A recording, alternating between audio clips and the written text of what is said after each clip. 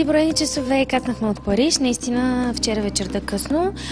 С моята партньорка Диляна бяхме в Париж, за да първо да се сверим часовника, което е самата истина. Не сме отишли само на женски шопинг.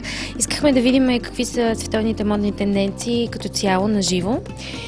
Бяхме на едно невероятно изложение в един музей в Париж, където се направи една така ретроспекция на модата от началото. Върнаха много години назад до съвременните дизайнери. За нас беше това изключително интересно да го видим. Отделно попаднахме съвсем случайно в един от най-фешън клубовете за момента в Лоарк, се казва, в Париж, където само преди броени дни на 23-ти Пъв Деди беше направил промоцията на новия си албум.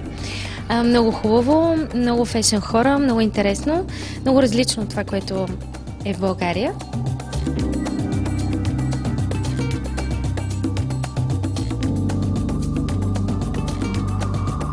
Този път Винсит ще бъде доста по-различен, отколкото сме били до момента.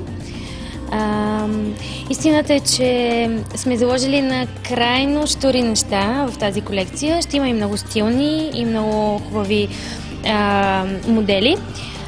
Като материи предимно естествени коприна, ще има отново шифон, ще има тафта, която ни е запазената марка. Цветовете са много щури. За пръв път ще изпъкнем с много ярки цветове. В момента съм в черно, но това е една от малкото дрехи в този цвят. Ще има червено, лилаво, цикламено, зелено във всичките му нюанси. Бежево, разбира се, бяло, екрил, изобщо всички тези в момента цветове, които са така като една световна тенденция. А пък и, разбира се, в крайна сметка достатъчно бяхме тъжни, студени зимата и есента, предстои пролет-лято, което предполага един така малко по-топъл и по-готин сезон.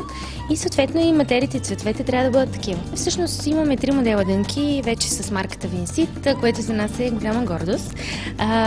Хубавото е, че до момента има продадени, което значи, че все пак се харесват. В 3 цвята ги пуснахме. Бели, сиви изтъркани и тъмносиньо.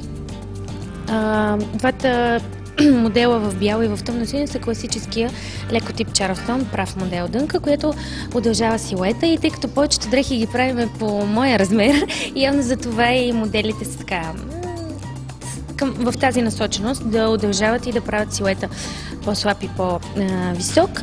А пък сивите дънки са скини дънки, тези, които носим в ежедневието, които стават и на сандал, на обувка, на бутуш и така нататък.